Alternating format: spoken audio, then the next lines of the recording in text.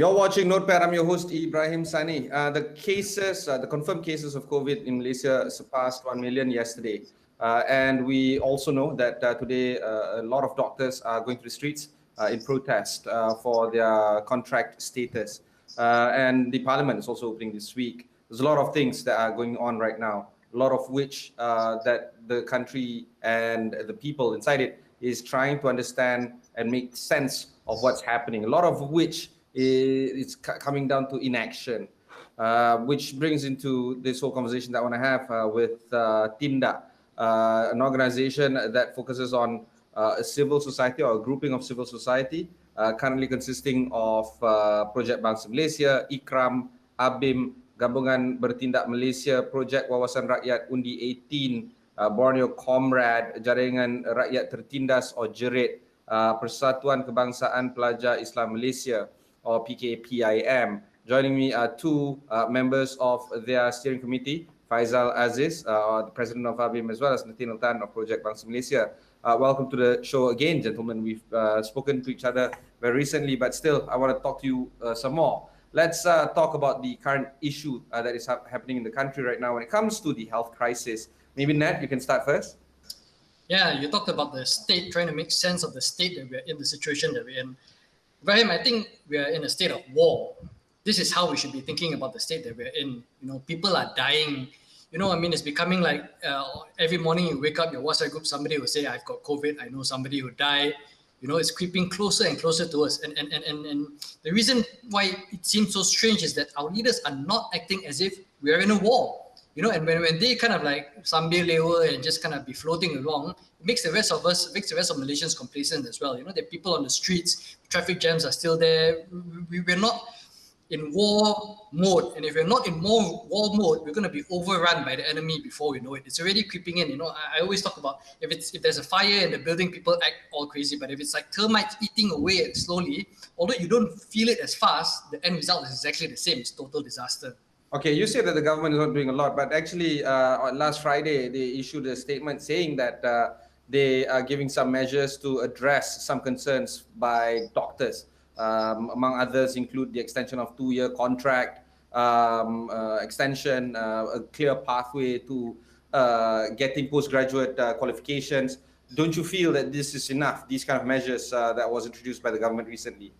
You know, we're not here to be like a pembangkang or just to like tear the government down and make a lot of noise for no reason or generate hate for no reason. But if we felt the government was doing enough, if the government was doing enough, we wouldn't do this. I would just be sitting at home quietly enjoying the peace and quiet. But we really feel like, again, they announce a little bit, you know, they make when the doctors threaten to strike, then they make a small response, make a press statement, make an announcement, form another committee to study this, to study that. This is not the time to study things. You know, this is a time to stand up and give daily briefings and every day give war briefings. What is going on in the war? Where is the enemy? What are we doing to what steps are we taking? Clear, actionable steps. What results are we showing? We're not talking about steps that take months or even weeks. People are going to be dead by then. Hospitals overflowing. We need steps that are taken in days. So okay. Yeah, it's not enough. Faizal, TINDAK telah mengumumkan semalam beberapa tuntutan, 15 tuntutan, #TINDAK15 yang menyatakan bahawa dengan cukup jelas langkah-langkah yang harus diambil dan dilaksana segera tanpa berlengah. Mungkin Faizal boleh cerita sikit macam mana konsultasi dengan beberapa pakar, ekonomi, kesihatan dan sebagainya telah pun dijalankan oleh TINDAK untuk memastikan 15 tuntutan ini adalah tuntutan-tuntutan yang satu munasabah dan kedua harus dilakukan segera. Baik, terima kasih. Yang pertama, ini adalah inisiatif bersama yang di mana sahabat saya Nathaniel banyak membantu untuk membuat inisiatif ini. Kita harus faham bila sebut tentang inisiatif TINDAK, ia bukan inisiatif NGO yang endorse TINDAK sahaja, tetapi it is inisiatif yang sepatutnya membawa sense of ownership by all Malaysian. Maksudnya ini adalah rakyat. Sekiranya anda rakyat Malaysia, maka ini adalah tuntutan anda. Baik, sebut tentang consultation, we have gone through a lot of consultations dengan experts, especially on economic sectors and health sectors. Sebab tu dalam konteks ini, kita memfokuskan kepada 15 tuntutan yang berkaitan dengan sektor kesihatan dan juga sektor ekonomi. Kerana kedua-dua sektor ini diambang kejatuhan yang kita cuba elakkan daripada jatuh. Dan dalam konteks ini selain daripada consultation kita dengan NGO-NGO yang memang melihat sendiri kepentingan rakyat, selection NGO ialah of course NGO yang memang benar-benar memperjuangkan rakyat, bukan NGO yang partisan, NGO yang melihat kepada kepentingan parti ataupun kepentingan individu dan sebagainya. Kita juga ada consultation dengan pakar, pakar from economic and health sectors. Dalam statement kita ada sebut antaranya Dr. Ahmad Singh, kemudian Dr. Kaur dan beberapa pakar-pakar dalam bidang kesihatan, dan juga dalam konteks ekonomi bersama dengan Nadia Jalil, Dr. Melati Nusari, Christopher Chong dan beberapa lagi pakar. Jadi bila kita sebut tentang consultation ini kita melihat dari segi tindak mengemukakan solution jangka panjang dan juga solution yang bersifat meluas yang bukan hanya spesifik kepada jangka pendek, tetapi apa yang kita boleh lihat untuk menyelamatkan nyawa rakyat dalam konteks semasa yang amat memerlukan. Okey, selain daripada mengemukakan 15 tuntutan ini, apakah cara-cara ataupun tindakan yang telah diambil oleh Tindak untuk memberikan tuntutan ini kepada mereka yang boleh melaksanakan tuntutan ini? As in, how do you make your plans actionable? Baik, yang pertama kita baru tadi kita lancarkan petition untuk kita pastikan seluruh rakyat Malaysia berpartisipasi menyokong petition online maksudnya Tindak. Dalam masa sama kita akan membuat ataupun menggerakkan lobby proses. Lobby proses ni banyak pendekatan, kita juga ada bincang. Antaranya termasuk contoh dalam quorum yang rasmi di Parlimen. Contohnya kita ada bincang bagaimana kalau menerusi Speaker Parlimen, kita menubuhkan satu group, parliamentary group yang memang legitimate, all parties parliamentary group, APBGM contohnya, untuk Tindak ini bersuara di Parlimen menerusi platform yang legitimate untuk dibawa di Parlimen. Dan dalam masa sama juga beberapa cadangan-cadangan kita akan terus dalam konteks lobby proses. Jadi bila mana kita sudah set up ataupun bila kita dah finalize tuntutan ini, sekarang kita masuk dalam fasa lobby. We are in a lobbying process. Kita lobby rakyat, kita lobby NGO, kita lobby pemimpin, kita lobby semua pihak untuk bersama-sama dengan Tindak 15 untuk dilaksanakan. Nat, how do you move about your organization in a way where Faisal was alluding to earlier, which is lobbying the folks, the common people, lobbying some of the organizations that might have, number one, an interest in this, but number two, try to make your demands more actionable?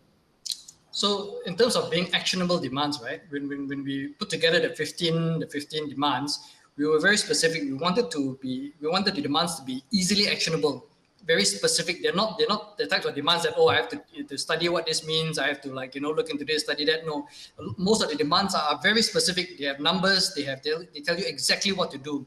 And again, like Faisal said, they are based on consultations. We always talk about being data driven, being guided by the science, listening to experts. If the government is not doing this, then we in civil society will do it ourselves. Right, so we consulted, and Dr. Kaur, Dr. Ahmad Singh, and two others, Dr. Luqman Hakim and Zainal Arifin. They created what they call the Health Emergency Action Plan. So again, these are experts who know what they're talking about and who've laid out a blueprint. All we have to do is follow it. We don't have to have long discussions. We don't have long debates. It's just about swallow our pride and get the thing done. Again, we're not here to talk about politics or stuff like that. None of that's of no interest and of no relevance. Just please implement the steps. And these are not extremely controversial steps. They're basic science, basic logic. So if we need to raise hell behind it, that's what we're going to do. If we need to, mobilize as much kind of support and protest so that people take these things seriously, that's what we'll do. It's not for us. It's not about replacing who's in power or things like that. Although if you can't do the job, then get out of the way and let somebody else do it. But the main problem, whatever route you take to do it, just get it done. The focus is on the policies. Yeah, I'm looking through the list right now. Some of the ideas are quite good, but some of the ideas that you wanted to mention in Tindak 15 are slowly being addressed by the government, including the building of new ICU. This is one of your requests, Tindak 15 request. Building new ICUs close to government hospitals in the coming 2 to 4 weeks with collaboration with the private hospitals. Another one is the decentralization of vaccine distribution that will involve GPs, private hospitals, and all healthcare units under the government. So these kind of items Isn't the government already doing it? However slow they are doing it, they are doing it. So, I mean, the keyword there is slow and slowly, as you mentioned before. Again, I'm not here to like, oh, government is bad, we are correct, government is wrong. That's not, but and it's true. In the process, we made this over 1-2 weeks, and in that process, we removed some demands because, like, oh, okay, government used to be doing this already, not so important. But there are things that are still urgent, and we want them to do it fast. Every delay, every slight, everything that's slower and slower is more and more lives. And also, I think another thing is it's just the attitude. Right? It's the urgency. Again, it's one thing if you announce I want to build ICUs, but basically construction start in 1 month. We don't want construction to start in 1 month. We want construction to start now. And we want leaders to act as if, again, it's a war scenario, right? Not sort of like da da da da. And these things only happen, again, like the contract doctor thing only happens after the doctors threaten to strike. You shouldn't have to wait until that point. They should have been done weeks ago, months ago. So again, what we don't want is that weeks from now and months from now, where we're talking about, oh, if we only acted weeks and months ago, we could have saved ourselves from, as what Faisal said, total collapse. Yeah. So speed is of the essence. Okay, we're going for one short break before we continue on our conversation with Nathaniel Tan and Faisal.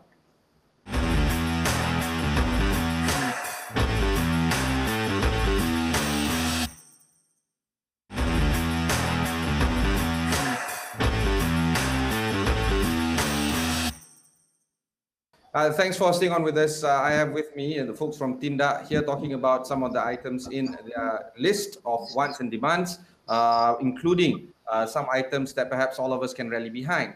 Nathaniel, I want to continue to keep this focus on some of the economic initiatives. Some of them are rather direct and pointed. Some of them require a little bit more thorough thinking in terms of how to implement it, who to implement it. But could you talk through us some of the economic items that is listed in your demands, and why? Why are these items mentioned? Probably the most, the biggest one there is about direct cash transfers, 2,000 to all B70 households. So this is when we talk to economists. That's I know people usually say B40, M40. We went B70, right? But this is based on calculations, of who needed most, who has been dropping from which income category to which income category. And it's also based. It's also calculations based on debt ratios, right? We calculated what the country's debt situation is, and we thought about how much more debt we can take on if we need to take on debt. We also talked about reprioritizing spending. So this is not, if there are government projects still going on about building highways and things like that at the time that is, or other mega projects, this is time to cancel those projects and reallocate that money immediately to health, economic aid, and education. These are the most important things. So again, these are not.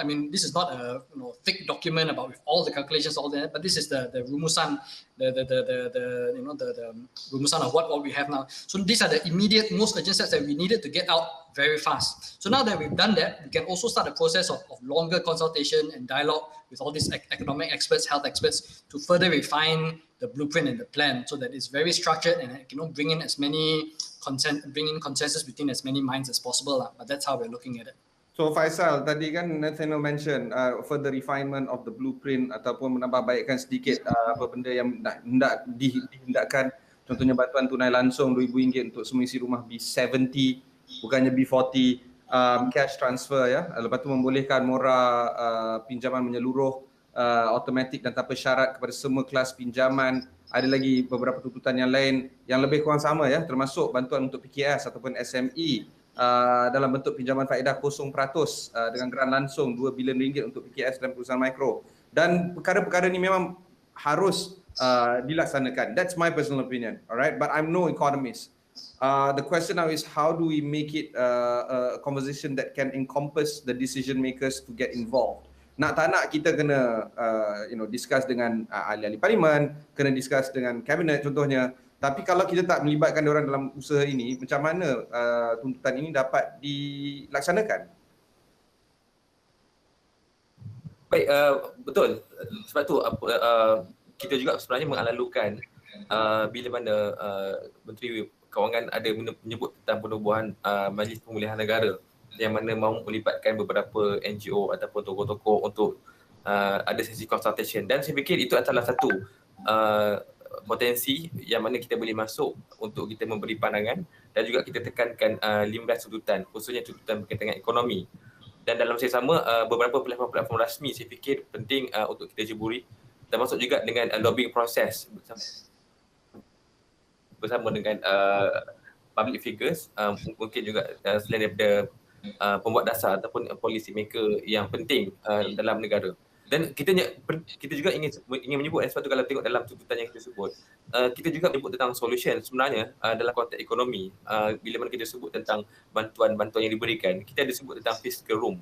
Sebab bagi kita sebenarnya pihak kerajaan masih ada fiscal room untuk digunakan untuk membantu rakyat. Dalam masa yang sama, kita juga sebut tentang reforming the tax system. Macam mana kita nak reform tax system supaya menjadi lebih progresif untuk memastikan kerajaan mempunyai wang untuk membantu rakyat. Jadi bila sebut tentang fiscal room tadi, kita sebut tentang ini mungkin lebih detail. Contohnya macam hutang negara, bagaimana sebenarnya dalam konteks perbincangan kita juga dengan pakar ekonomi, sebenarnya kita masih lagi ada ruang untuk membuat domestic loan paling kurang dengan beberapa institusi besar. Dalam masa yang sama, bila sebut tentang reforming the tax system, kita juga bincang bagaimana dibuat beberapa tax yang saya fikir yang boleh memberi cukai kepada yang the super rich person lah, wealth tax dan sebagainya, sebagai salah satu imbangan kepada ekonomi supaya rakyat terbawah ataupun rakyat yang susah ini dapat dibantu. Nathaniel Tan, it seems like the requests that you are asking, or the folks that from TINDAK is asking, is talking about two items, which is healthcare system and economic welfare. And earlier on in the interview, you alluded that this is a war. So the way I would summarize this is a war on two fronts. Both fronts may perceive to be facing some challenges that are similar, but quite frankly, these are different types of battles that needs to be fought. We have found ourselves in this quagmire where we ended up fighting these two fronts. Had there been a little bit more competency in terms of the lawmakers and the decision makers, we wouldn't have had to be in this fight in the first place. But this is where we are, and fighting this war, during these two fronts. Do you feel that this should be discussed and done and resolved simultaneously, or there should be a decoupling of how we manage the healthcare crisis with the economic crisis? Do you feel that is it a little bit more productive if we let the healthcare people do the healthcare thing and let the economists and the financial people do the economic welfare thing? I think at this point in time, it's probably difficult to decouple this effectively. This health and economic thing is related. If we are having a widespread COVID outbreak, some kind of lockdown is probably necessary, right? And if you're having a lockdown, people can't earn money, and if people can't earn money, that they're going to die from poverty as well, right? So these things are related, and then they have to be tackled. You're talking about building new ICUs and things like that. People are going to ask, where's the money coming from? And again, that's why we did at least these two things together. We also wanted, education is another big problem that that we're also trying to look at. So these things are deeply connected, and again, they are deeply connected, and the calculations that we've done, or the economists have done. For instance, we were told that people talk about 500 billion in spending or something like that we were supposed to be spending on this, but the actual money that we were spending something like 20 billion or 30 billion, something like that. So we're really not firing on all cylinders here, and this becomes a deeply interrelated crisis. If I can comment just a little bit on what we were talking about earlier about who involving, of course we want to involve as many people as possible, but it's not like the government is knocking on our door asking for our opinions. So it doesn't matter, we put them out there anyway. But we believe that this really needs a whole of society approach. We had to do this urgently, because especially the situation in the Klang Valley hospitals and things like that. But if we had more time, we take more time to build coalitions within even more wider segments of civil society. We have the Black Flag movement that's going on. We have, Rasuah Busters recently put out a statement as well. So, of course, as Dr. Hosam himself from Rasuah Busters like to say, we're all singing, sometimes we're singing different songs, and it's time that we start singing the same song together. But our strategy was to at least get these 15 demands out first, and then now we're going to do working on a bigger, more broader base of advocacy and lobbying to get things done. Let's get into the details of that. What's the next plan for you guys in terms of building a better and bigger coalition, Nat? Yeah, again, there's a lot of it is always relationship building and trust. Again, in Malaysia, we have this problem where everyone we are more comfortable working in silos, we just, I like to move my own way, they like to move their own way. And I think we really need to come across that. I can't get over that. I mean, there are differences. Maybe let's say the black flag people, they are focused on like, oh, the prime minister must step down. For us, that's not or they believe in mass gatherings. For us, we have a slightly different approach. We're not so focused on step down or don't step down, and we don't really want mass gatherings because that's more COVID. But we have the same. We're expressing the same frustrations by the rakyat, the same anger, the same sort of like, we need to take things more seriously. So there must be ways in which we can combine our efforts more. We must be heard, must force the people in power to listen, to take it. And again, but at the same time, we also don't want to be too confrontational. We're not there to fight you or to belittle you or to throw you out. We just want you to do the things that need to be done. Cut the red tape, cut the arguing, cut the politics, do the things that need to be done now. Faizal, kata-kata terakhir sebelum kita tamatkan wawancara ni. Okay, so 3 perkara, iaitu yang pertama solution based. Apa yang kita nak bawa ialah bersifat solution. Jadi kita nak sebut dalam konteks ini, dia bukan hanya bersifat retorik, bukan bersifat kepentingan politik, bukan bersifat kepentingan individu. Ini bukan tuntutan ABIM, bukan tuntutan Ikram, bukan tuntutan bangsa Malaysia saja, tapi ini adalah penyelesaian dalam konteks inklusif. Dan yang ketiga, kita mengalalukan rakan-rakan media, dan saya mengucapkan terima kasih kepada AWANI, terutama Tuan Ibrahim Sani. Ini adalah merupakan salah satu lobby effort. Jadi kita dah boleh tick off lah. Salah satu kejayaan kita dapat amplify kita punya suara ni menerusi media, dan insyaAllah kita akan lobby lebih banyak lagi dengan media-media partner yang lain insyaAllah. Baik, Nat, you want to close off? Thanks. I mean, in closing, I think I should talk a little bit about desensitization. This becomes a bigger and bigger problem. It's a bit like climate change. After you hear one mega flood, another mega flood, what's the big difference, right? Same, we have 10,000 cases, 12,000 cases, now 15,000 cases. People start to feel like it's just another day, but it's not just another day. This is a record number of deaths. That means somebody lost their mother, lost their father, brother, sister, and it's creeping closer and closer. I'm sure you can feel it in your own WhatsApp groups. You're starting to see it come closer and closer to you. I'm not saying this to raise panic or to be alarmist or things like that. But, again, like I said, this is an indication that this is war and the enemy is already inside us. So we need to have that kind of like seriousness. We're hoping that leaders will demonstrate this kind of like, hey, I'm taking this seriously. We need to take this seriously. Yeah, thank you.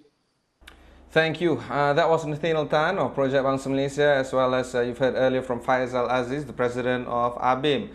They both represent TINDAK, an organization that is asking 15 demands from the government to be implemented immediately. Take the time to read through the demands. While you may not agree with all of them, there's a reason and there's a rationale into why these demands were made in the first place. So try to take the time to understand these kind of demands and try to see if you can improve on the conversation. Also ask yourself how you can take action upon yourself individually. You don't have to move mountains. You can take action in your own capacity and try to see how you can make the environment and the situation a little bit better. It's important, or it's imperative for us to actually have this conversation continued moving forward. And while you may agree with TINDAK, you may not agree with TINDAK. While you may agree with the government's actions, or some of it or all of it, you may not agree with the rest of it. Whatever it is, you can't just sit back and make things work. You have to take action yourself. So these are the ideas that we have shared for you this evening.